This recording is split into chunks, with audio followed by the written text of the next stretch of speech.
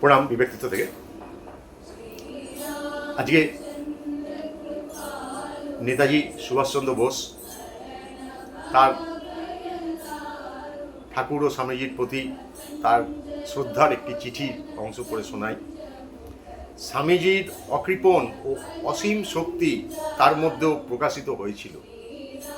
বয়স বাড়ার সাথে সাথে রামকৃষ্ণ ও বিবেকানন্দের প্রতি তার প্রাথমিক অনুরাগ ধীরে ধীরে এক অসীম আকুতিতে রূপান্তরিত হলো। তিনি স্বামীজির শিষ্য হওয়ার জন্য তীব্রভাবে আকাঙ্ক্ষা করলেন। সুভাষচন্দ্রের একটি সুপরিচিত চিঠি থেকে একটি অংশ উদ্ধৃত করা হলো।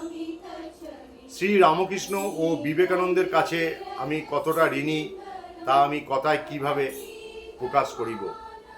সর্বাগ্যে তাদের পূর্ণময় প্রভাবই আমার জীবনকে আশীর্বাদ করেছে। নিবেদিতার মতো আমিও বিশ্বাস করি যে রামকৃষ্ণ ও বিবেকানন্দ একই সত্তার দুটি রূপ। স্বামীজি যদি আজ জীবিত থাকতেন তবে তিনি অবশ্যই আমার গুরুদেব হতেন, অর্থাৎ আমি অবশ্যই তাকে আমার গুরু হিসেবে গ্রহণ করতাম।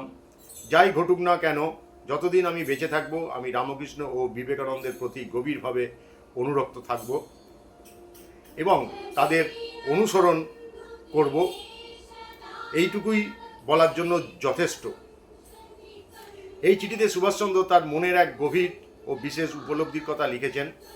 তিনি রামকৃষ্ণ ও বিবেকানন্দকে একই অভিজাত সত্তার দুটি প্রকাশ বলে মনে করতেন।